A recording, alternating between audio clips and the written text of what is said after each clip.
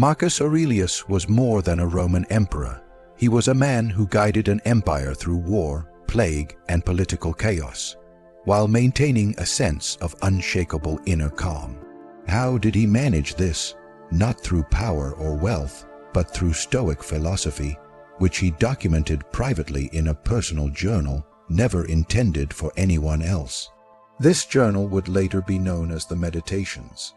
It was his way of reminding himself how to stay clear, headed, wise in action, and not be overwhelmed by emotion or endless thought loops. Overthinking, after all, is a universal struggle. We revisit past failures, obsess over future uncertainties, and examine every decision with a microscope, believing that enough thinking will bring us clarity. But it rarely does. Instead, it often gives birth to anxiety, self-doubt, and paralysis. We begin to question our careers, our relationships, our very identity.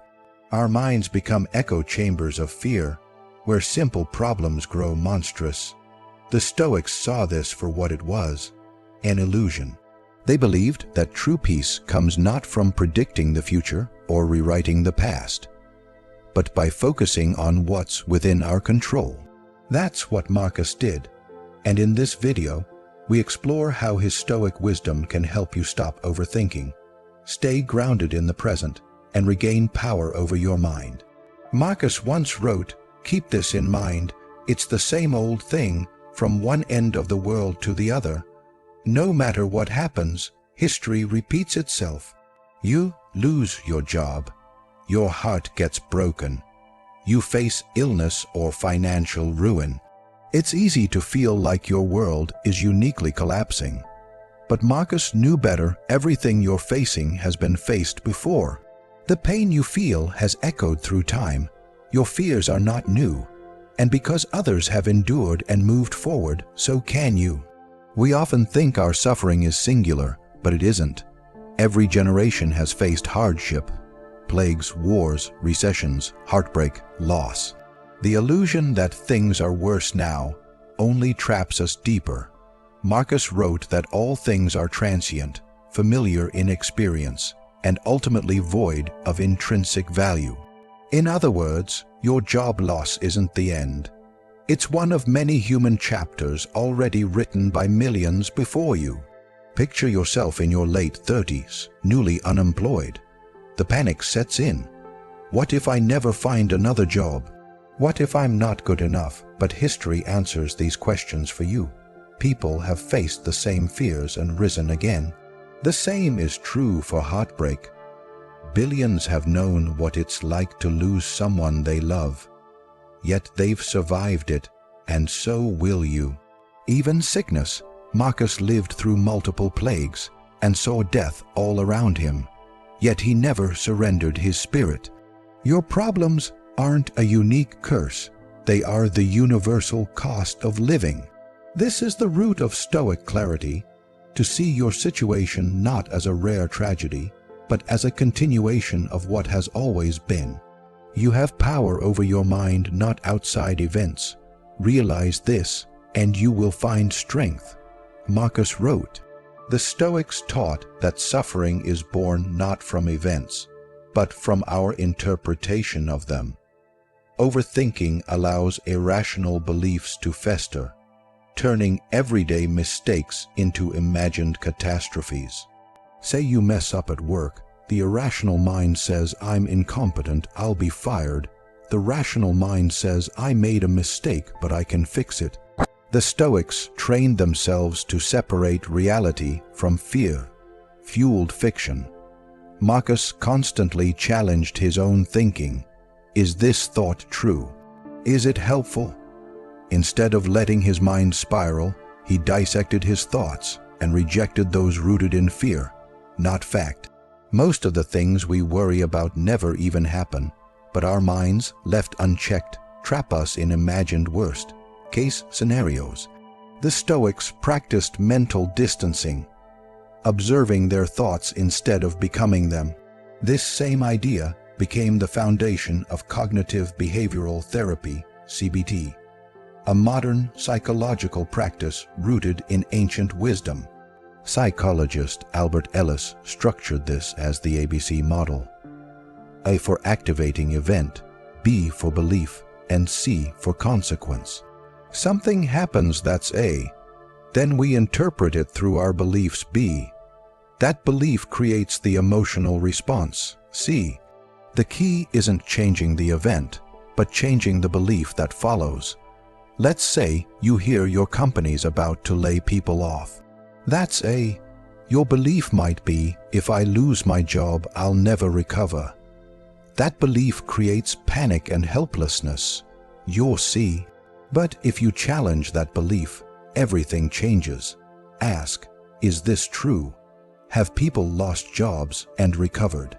Have I faced challenges before and overcome them? Yes. So maybe the belief should be, losing my job would be hard, but I can adapt. That belief leads to a new consequence: calm, control, action. You go from spiraling to problem solving. That's the power of Stoicism. It trains you to challenge the story your fear is telling you. Marcus said, the more we value things outside our control, the less control we have. Life will knock you down. You will fail. You'll lose people. You'll doubt yourself. But what you choose to believe in those moments determines whether you stay down or rise stronger. You can see yourself as a victim or a warrior. The victim says, why me? They wait for rescue. The warrior asks, what now? They act. Marcus faced endless adversity, yet he chose to see obstacles as fuel. What stands in the way becomes the way, he wrote. That is the Stoic mindset. What happens is not the problem. How you respond is. This is the dichotomy of control. The Stoic core principle that some things are in your power and some are not. You can't control getting fired, but you can control your next step. You can't force someone to stay, but you can rebuild your life. Imagine someone loses their job. The victim blames the world and stays stuck. The warrior updates their resume, makes calls, and adapts. Same event, different mindset. When you stop trying to control the uncontrollable, you reclaim your strength. You stop wasting energy on the wind and start adjusting your sails. And then there's the most powerful Stoic reminder of all. Memento mori. You could leave life right now. It sounds grim, but it's not meant to terrify. It's meant to sharpen your focus. What if this day were your last? Would you waste it overthinking, hesitating, or waiting for the perfect moment? Or would you live fully, act boldly, and say what truly matters? Marcus didn't use this idea to dwell on death. He used it to prioritize life.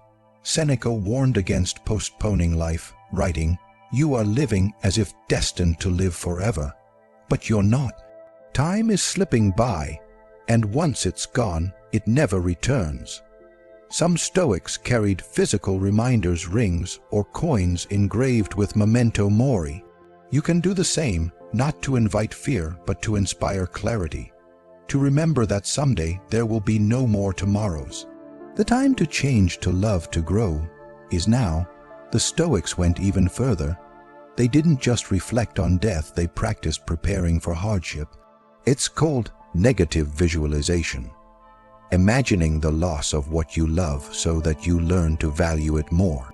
It might sound cruel, but it teaches appreciation. Imagine waking up and losing your job, your health, or someone you love. It hurts, but in that pain is clarity. The things you once took for granted now feel sacred. That's the point. By imagining loss, you protect yourself from being caught off guard, and you learn to cherish what you have while it's still here. When hardship does come, and it will, you'll be ready, and more than ready, you'll be grateful. That's how Stoics saw life. They didn't just accept fate, they embraced it. Amor fati, the love of fate. Marcus wrote, "Accept whatever comes to you woven in the pattern of your destiny, for what could more aptly fit your needs? Life won't always go your way. You'll fail, you'll get hurt, but amor fati isn't about passive acceptance. It's about active embrace. A blazing fire," he wrote, "turns everything into light. Whatever life gives you, use it. Let it refine you, not ruin you. Say you're passed over for a promotion. You feel worthless. But what if this moment is guiding you to something better? A new direction, a deeper strength. The event isn't good or bad. It just is. Your response gives it meaning. Or imagine a painful breakup. Amor Fati doesn't tell you to ignore the pain. It invites you to see it as part of your path, one that might be clearing space for someone better or teaching you how to love yourself. The next time you catch yourself saying, "This shouldn't have happened," reframe it. "This happened. Now how do I grow from it?" And finally, Marcus left us with this: our life is what our thoughts make it. One of his greatest tools was journaling. Not for public glory, but as a private mirror. When you journal, you empty your mind of clutter. You take your chaotic thoughts, fears, and hypotheticals and translate them into words. And in that process, you find clarity. A study from Cambridge University confirmed what Marcus already knew. Journaling reduces stress and improves emotional processing. Even Navy SEALs and elite athletes use it to strengthen mental focus. You don't need to write essays. Just take 5 minutes. Start your morning with one thing in your control and one intention. At night, write what went well, what didn't, and what you learned. When fear creeps in, write it down. Ask, is this true? Is it useful? What would Marcus say? The answers will ground you. For example, if your mind says, "I'll never be financially secure," write it down and question it. Is that really true? No, security comes from habits, not luck. Have others made it from nothing? Yes. Why not you? The Stoics would remind you that while external factors are outside your control, your actions are not. By doing this every day, you train your brain to respond with reason, not emotion. And over time, you'll stop drowning in thought and start swimming in clarity.